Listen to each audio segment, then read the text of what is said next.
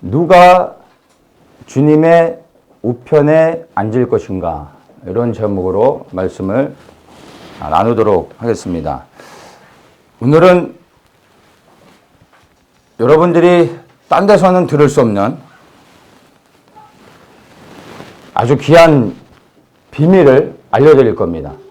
오늘 이 제목에서 말하는 것처럼 예수님의 우편에 앉을 수 있는 비결을 알려드리겠습니다. 여러분 귀담아 들으시고 그리고 제가 알려드린 이 비결을 꼭 실행하셔가지고 예수님의 좌우편에 앉으시는 분들 되시길 예수님의 이름으로 축복합니다. 아멘.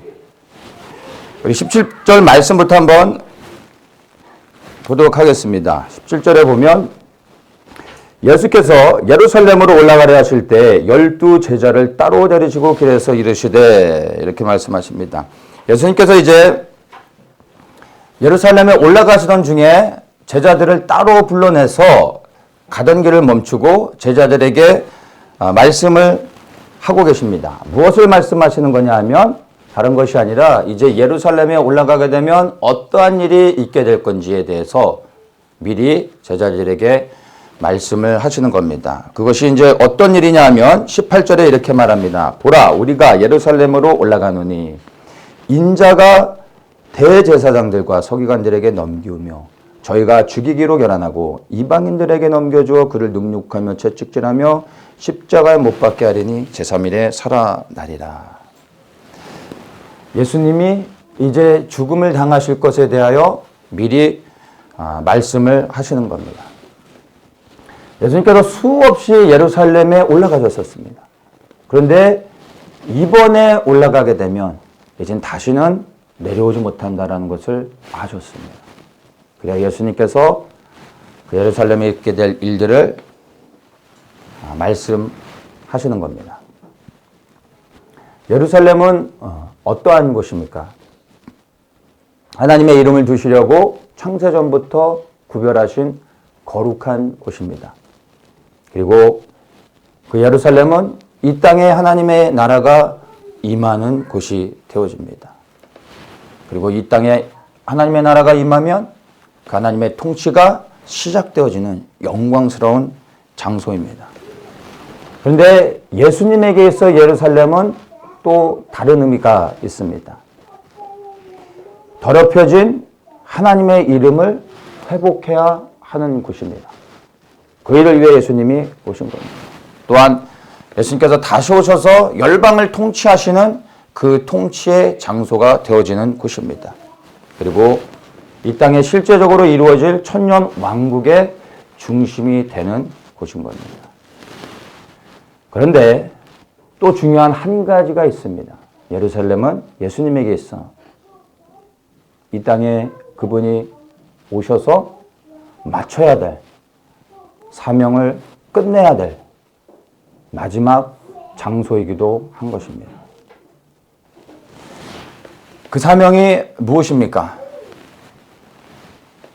다 아는 것처럼 십자가입니다. 예루살렘은 예수님에게 있어서 영광스러운 장소가 되어질 것이지만 그러나 또한 예루살렘은 예수님에게 있어서 수치를 당하고 그리고 그 마지막에 죽음을 당해야 되는 그러한 장소가 되는 겁니다. 예루살렘에서 죽음을 당하시지만 그러나 그분은 부활하십니다. 그리고 승천하시고 다시 오셔서 통치하시는 장소가 되어지는 겁니다. 그때 이 예루살렘이 영광스러운 장소로 변하게 되어질 겁니다. 우리가 순서를 잘 기억해야 됩니다. 여러분, 무엇이 먼저입니까? 죽음이 먼저이고 부활이 있습니다. 사명을 감당한 후에 주님이 영광을 받으신다는 겁니다. 무슨 의미인지 아시겠습니까? 여러분, 죽음이 없이 부활은 없습니다. 사명을 감당하지 않고서는 여러분 영광은 없는 겁니다. 너무나 잘 아는 이 공식을 우리는 때로는 잊고 살아갑니다. 앞에 것은 제쳐두고 뒤에 것만을 원하는 경우들이 너무나 많습니다. 부활의 생명을 얻기 원하는데 죽지는 않으려고 하는 사람들. 부활의 생명을 얻으려면 반드시 내가 죽어야 되는 겁니다. 하나님의 영광을 받기는 원하는데 하나님 나라에 있는 그 유업은 다 받기 원하지만 그러나 사명을 감당하지 않으려고 하는 것. 이 사명을 감당하는 것 끝나지 아니하고 어떻게 주님 앞에 영광을 받을 수 있겠습니까? 그 나라의 유업을 얻을 수 있겠습니까? 근데 우리는 앞에 거는 잘라내고 뒤에 것만 붙잡으려고 하는 경향들이 없지 않나 돌아봐야 할 것입니다. 예수님은 이 순서를 지키셨습니다. 죽으셨습니다. 사명을 감당하셨습니다. 18절에 예수님이 이렇게 말씀하십니다. 보라, 우리가 예루살렘으로 올라가노니. 예수님에게 있어서 예루살렘으로 올라간다라는 것은 무슨 의미가 있겠습니까? 이것은 28절의 말씀으로 이야기할 수 있습니다. 28절에 이렇게 말합니다. 인자가 온 것은 섬김을 받으려 함이 아니라 도리어 섬기려 하고 자기 목숨을 많은 사람의 대속물로 주려 함이니라. 우리를 섬기고 우리를 위하여 예수님의 생명을 주기 위해서 예수님께서 예루살렘에 올라가시는 겁니다. 이 일을 감당하시기 위해 주님께서 이 땅에 오셨고 지금 예루살렘을 향하여 마지막 사명을 감당하기 위해 올라가고 계신 겁니다. 그러면 예수님을 따르는 제자된 우리 그리스도인들의 삶은 어떠해야 되겠습니까? 그리스도인이라 하면 예수 그리스도를 따라가는 사람들, 즉 예수님의 제자를 오늘날 그리스도인이라고 말하는 겁니다. 스승이신 예수님이 가신 길이 어떠한지를 우리가 아는데 우리는 우리의 스승이신 예수님이 가신 길과 다른 길을 갈 수 있습니까? 아버지의 뜻을 이루기 위해서 가장 높은 자리를 버리고 가장 낮은 자리로 오셔서 죽으신 예수님처럼 우리 또한 나의 구원자이시며 또한 나의 주인 되신 예수님을 위하여 그분이 보이신 본을 따라 우리도 나의 예루살렘을 향하여 올라가야 되지 않겠습니까? 여러분에게 있어서 예루살렘은 어디입니까? 예수님께서 여러분을 보내신 그 장소, 여러분이 올라가 죽어야 되는 그 장소. 더 중요한 것, 여러분의 각자를 향하여 예수님이 명하신 그 사명의 자리, 부르심의 그 자리, 어디입니까? 알고 계십니까? 주님께서 예루살렘에 올라가지 않으셨다면 아버지의 뜻을 이룰 수 없었을 것입니다. 우리의 구원도 없었을 것입니다. 우리 각 사람 또한 마땅히 올라가야 될 각자의 예루살렘이 있습니다. 우리가 그 부르신 자리, 각자의 예루살렘으로 올라가지 않으면 주님의 뜻은 이루어지지 않습니다. 누군가 내가 올라가야 될 그 자리를 대신하여 올라가야 됩니다. 그래야 주님의 뜻이 이루어지게 되는 것입니다. 여러분의 각자를 부르신, 각자를 향한 그 예루살렘의 장소는 어디입니까? 마지막 시대에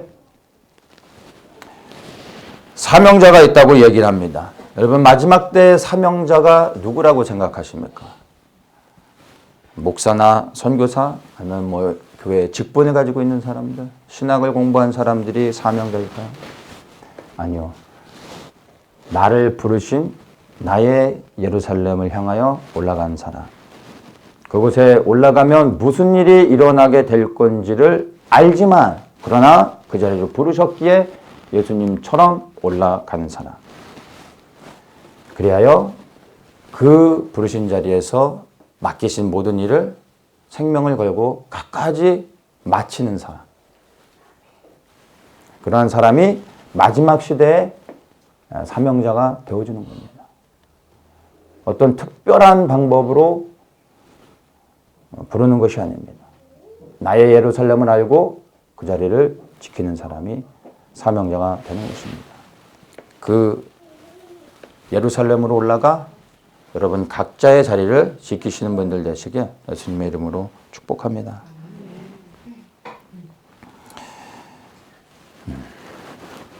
이제 예수님의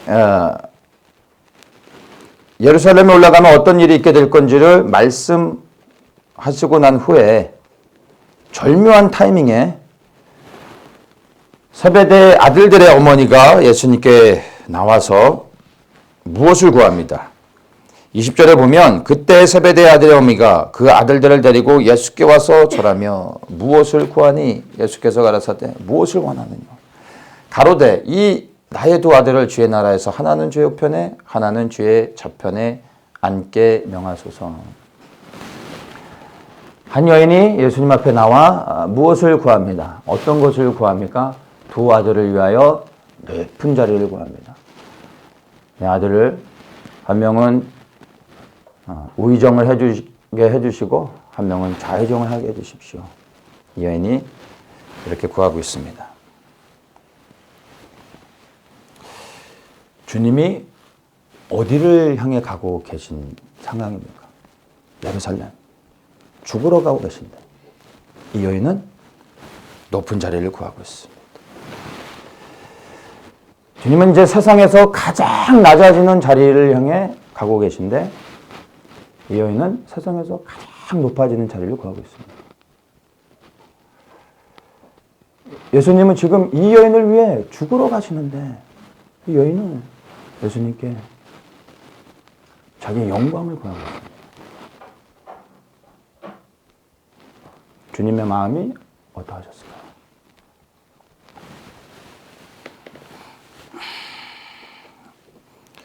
우리가 구하는 것이 만약 이 여인과 같다면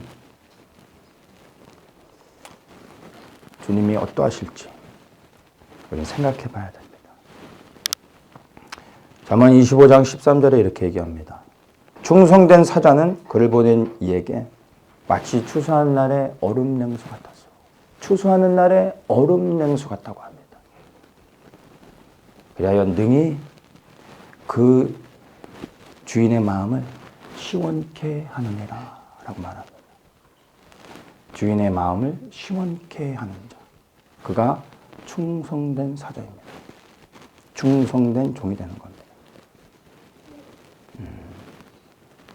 여러분은 주님의 마음을 시원케 해드리고 계십니까?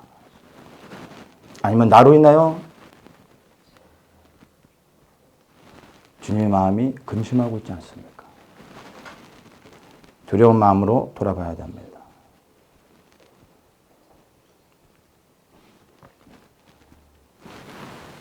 이러한 여인을 향해서 예수님께서 이 여인을 향하여 말씀하십니다. 22절에 너희 구하는 것을 너희가 알지 못한다. 너희 구하는 것을 너희가 알지 못한다. 예수님이 너희라는 단어를 쓰십니다. 예수님한테 구한 것은 한 여인인데 예수님은 대답을 너희라고 하십니다. 야고보와 요한의 어머니가 구했는데 예수님은 대답을 너희라고 말하고 있습니다.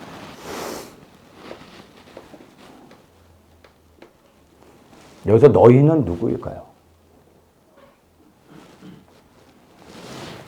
첫째, 당연히 야고보와 요한을 포함하는 것일 겁니다.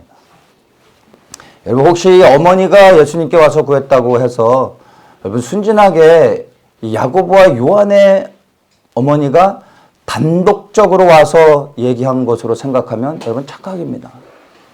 이건 단독 범행이 아닙니다. 야고보와 요한이 예수님께 구하고 싶었던 거였어요. 근데 이들이 그것을 구했다가는 다른 10명이 다른 제자들이 보고 있는데 나중에 이거 잘못 걸리면 예수님 없을 때 뒷골목에 끌려가서 집단 구타를 당할 수가 있는 거예요. 자기들이 구하고 싶지만 구할 수가 없는 거예요. 그래서 어머니를 시킨 거예요. 왜냐하면 야고보와 요한의 어머니는 예수님을 따라다니던 여인이었거든요. 너무 잘 됐잖아요. 우리는 모른 척하고 어머니와 공모를 해가지고 짜고 치는 것으로 어머니에게 구하게 한 겁니다.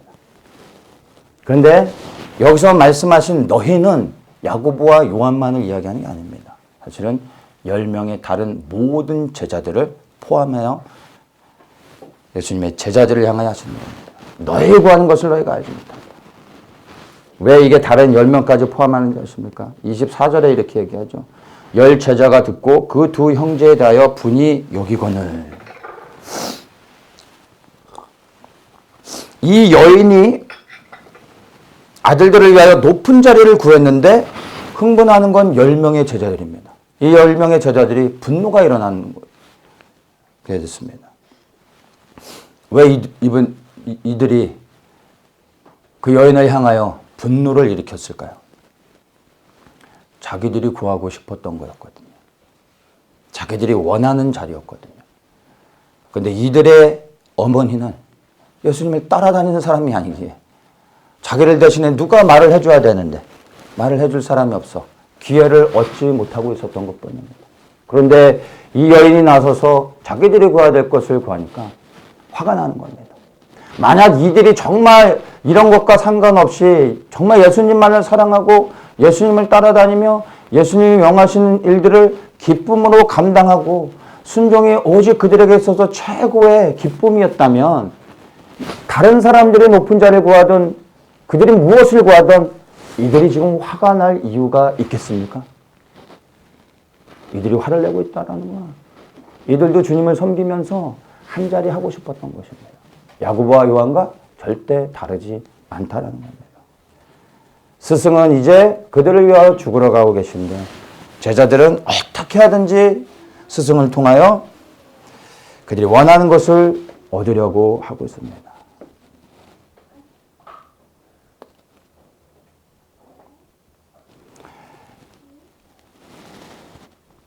만약 여러분이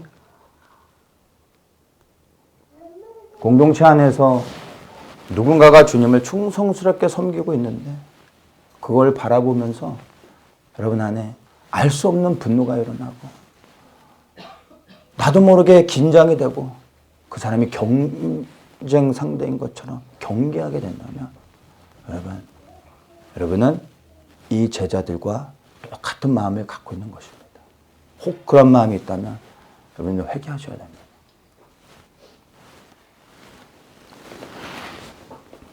주님께서 이제 이 제자들을 향하여 말씀하십니다. 너희는 너희가 구하는 것을 알지 못한다. 너희가 지금 구하고 있는 이 높은 자리, 근데 이 구하고 있는 이 높은 자리가 실상 너희가 무엇을 구하고 있는 건지, 이 높은 자리를 구하는 게 무슨 의미인지 너희는 그 뜻을 알지 못한다. 이런 말씀입니다. 그러면서 이렇게 말씀하시죠. 나의 마시려는 잔을 너희가 마실 수 있느냐? 내가 이제 곧 마시게 될 이 잔을 너희가 마실 수 있느냐? 이들이 구했던 것이 진정으로 실제가 무엇인지를 말씀해 줍니다. 내가 마시려는 잔. 예수님이 마시려고 했던 그 잔이 뭡니까? 겟세마네 동산에 올라가셔서 땀이 피가 되도록 하나님 앞에 절규하며 부르짖어 기도하셨던 것. 할 수만 있다면 이 잔을 내게서 옮기시옵소서. 할 수만 있다면 옮기시옵소서. 그러나 예수님께서 기도를 이렇게 마치셨습니다. 아버지의 원대로 하옵소서. 그리고 마셨던 그 잔. 예수님이 마신 그 잔이 무엇입니까? 십자가입니다.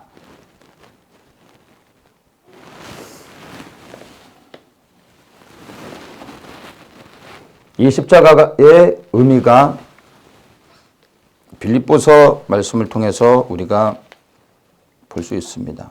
빌립보서 2장에 보면 2장 5절에 보면 이렇게 말합니다. 너희 안에 이 마음을 품으라. 곧 그리스도 예수의 마음이니 그는 근본 하나님의 본체시나 하나님과 동등됨을 취할 것으로 여기지 아니하시고 오히려 자기를 비워 종의 형체를 가져 사람들과 같이 되었고 사람의 모양으로 나타나셨으며 자기를 낮추시고 죽기까지 복종하셨으니 곧 십자가에 죽으십니다. 자기를 낮추시고 죽기까지 복종하신 것. 이게 십자가입니다. 이게 예수님이 마신 잔입니다.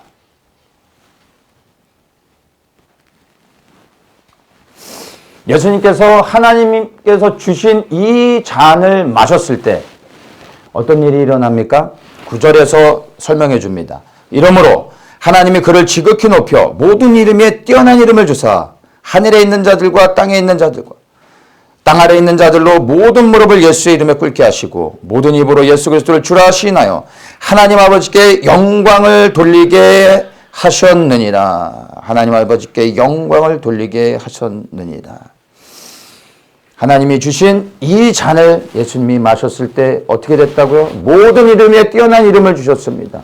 모든 무릎이 예수 그리스도의 발 앞에 꿇게 하셨습니다. 모든 입이 예수를 주라 시인하게 만드셨습니다. 어떻게 되어졌을 때요? 예수님이 가장 낮은 자리로 가셔서 가장 수치스러운 십자가를 지셨을 때 하나님께서 그분을 가장 높여주셨다라는 것입니다. 예수님이 어떻게 높아지셨다고요? 자기를 낮추고 십자가에서 죽으셨을 때 하나님이 그분을 모든 것 위에 높여주셨습니다.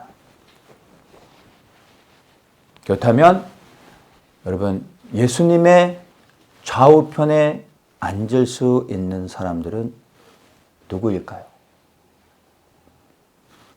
자기를 낮추고 십자가에서 죽는 자가 예수님의 좌우편에 앉는 것입니다.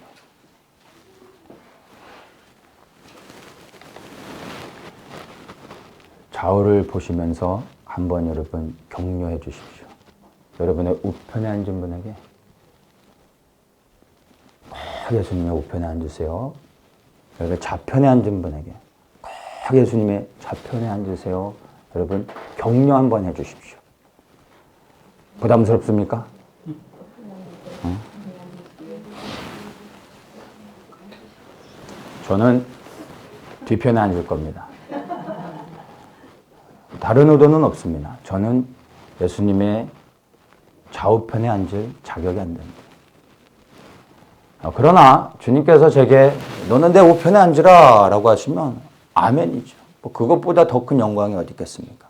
우편에 앉을 수 있는 은혜와 능력, 우편에 앉을 수 있는 그 다음을 주셔서 끝까지 순종하고 믿음을 지킬 수 있는 그 은혜도 능력도 부어주실 거라 믿습니다. 네. 그래서 저는 뒤편에 앉을 것 같습니다.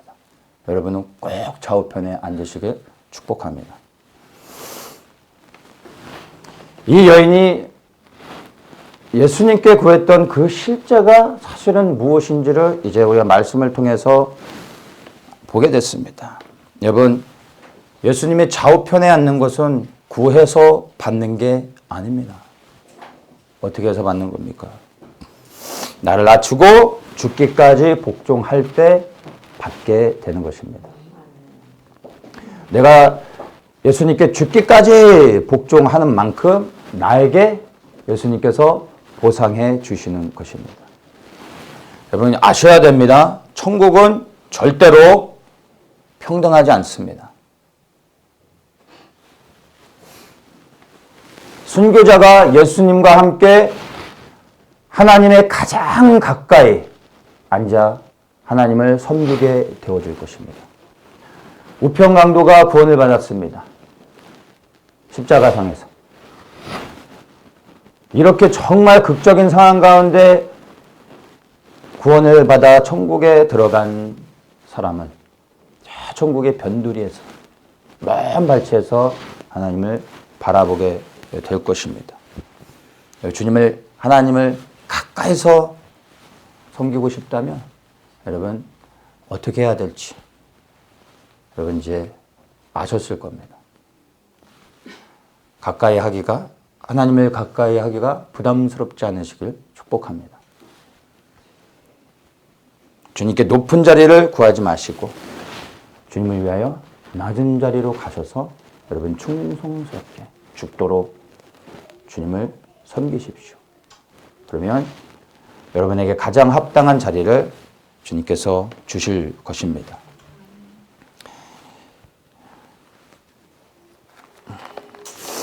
(25절에) 보면 이제 예수님께서 이 여인이 구했던 것으로 인하여 분란이 일어난 제자들을 향해서 말씀하십니다. 제가 이 25절, 26절을 세 번역으로 읽겠습니다. 세 번역이 이 부분은 가장 잘 설명을 해주고 있습니다. 예수께서는 그들을 곁에 불러놓고 말씀하셨다. 너희가 아는 대로 이방 민족들의 통치자들은 백성을 마구 내리누르고 고관들은 백성에게 세도를 부린다. 그러나 너희끼리는 그렇게 해서는 안 된다. 너희 가운데서 위대하게 되고자 하는 사람은 누구든지 너희를 섬기는 사람이 되어야 하고 이렇게 말씀하십니다. 첫 번째,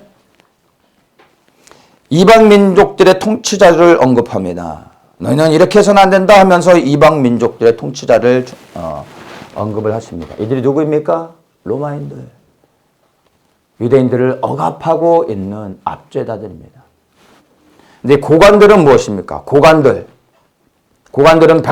백성에게 세도를 부린다라고 말씀하고요. 이 고관들이 누구입니까? 같은 유대인들, 유대 관리들, 이방인이 아닌 같은 민족들. 그러나 높은 권세를 가지고 있는 자들을 말하는 겁니다. 이방인은 그렇다 치고 같은 민족으로, 같은 백성들로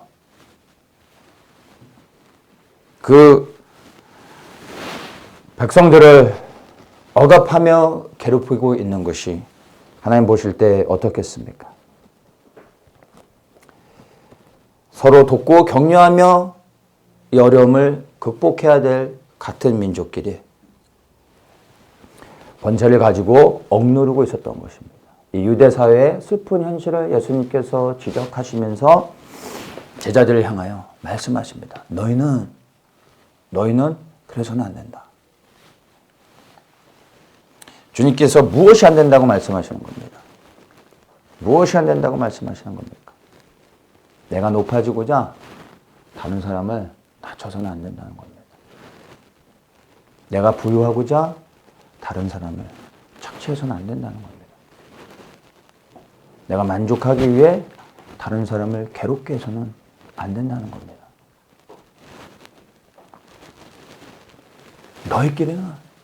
너희끼리는 절대로 그래서는 안 된다. 예수님의 이 말씀을 기억해야 됩니다. 왜 안 됩니까? 이 땅에서 우리 그리스도인들의 삶의 목적인 무엇인지를 우리가 다시 한번 생각해 봐야 하는 것입니다.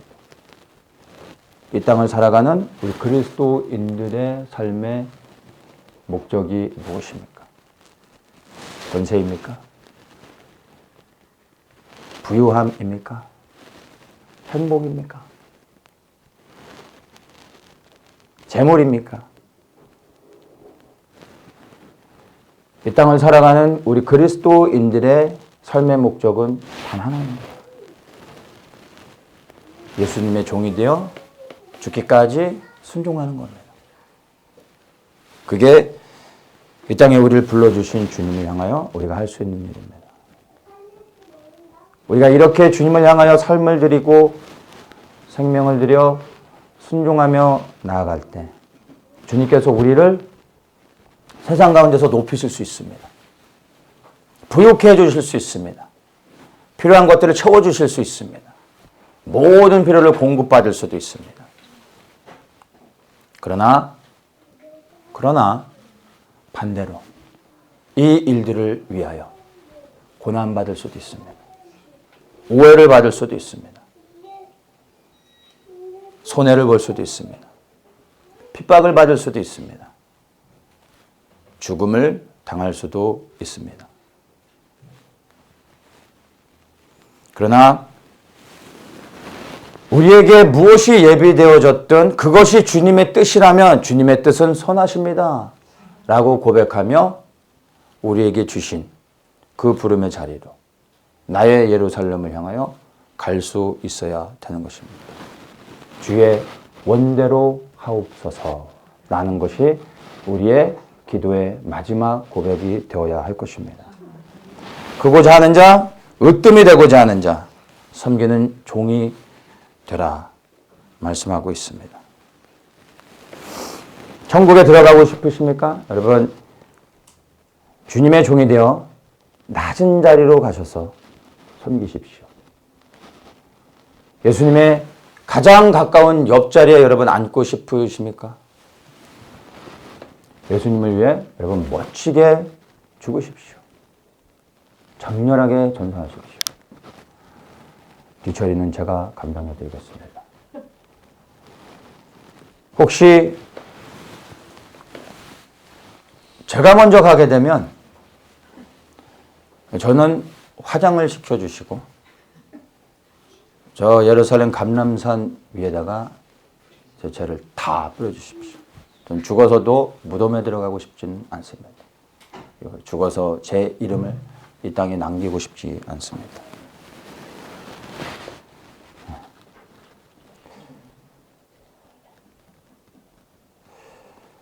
28절에 이제 주님께서 이 땅에 오신 예수님의 그 이유를 설명해 주고 계십니다.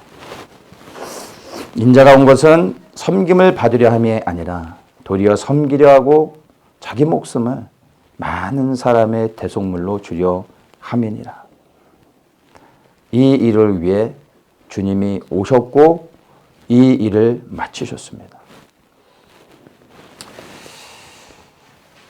이제는 예수님의 제자된 우리의 삶이 남았습니다.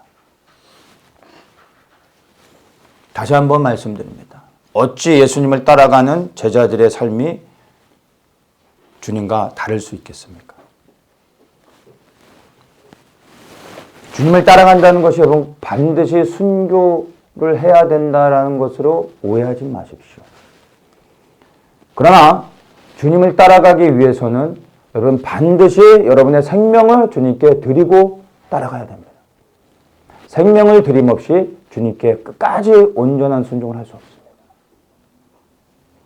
우리가 생명을 드리고 주님을 따라가는데 우리의 생명을 취하실지 아니면 우리에게 은혜를 주셔서 이 생명을 남기실지 그것은 주님의 선택이십니다. 주님이 무엇을 선택하시든 우리의 역할은 부르심을 따라 순종하며 우리의 생명을 드리고 우리의 역할을 감당하는 것입니다. 결정은 우리의 주인이신 예수님께서 하시는 겁니다. 다만 우리는 생명을 들여 주님께 순종하면 되는 겁니다. 주님의 좌우편에 앉는 것은 하나님께서 결정하신다고 주님이 말씀하십니다. 이제 우리에게 남겨진 선택이 있습니다. 저는 예수님이 마신 그 잔을 마시겠습니다. 이제 여러분의 선택만 남은 것입니다. 여러분 무엇을 선택하시겠습니까? 가장 좋은 것을 선택하시고 가장 영광스러운 것을 얻으시는 우리 성도님들 되시길 축복합니다. 기도하겠습니다.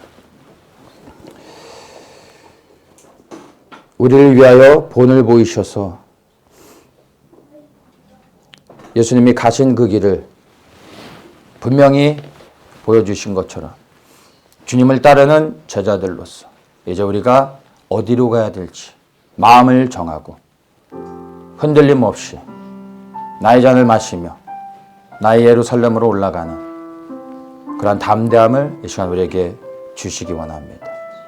그리고 그 자리를 주님이 오시는 그날까지 순종하여 지키는 우리 모든 하나님의 백성들 되게 하여 주시옵소서. 힘과 능력을 더하여 주시옵소서. 예수님의 이름으로 기도합니다.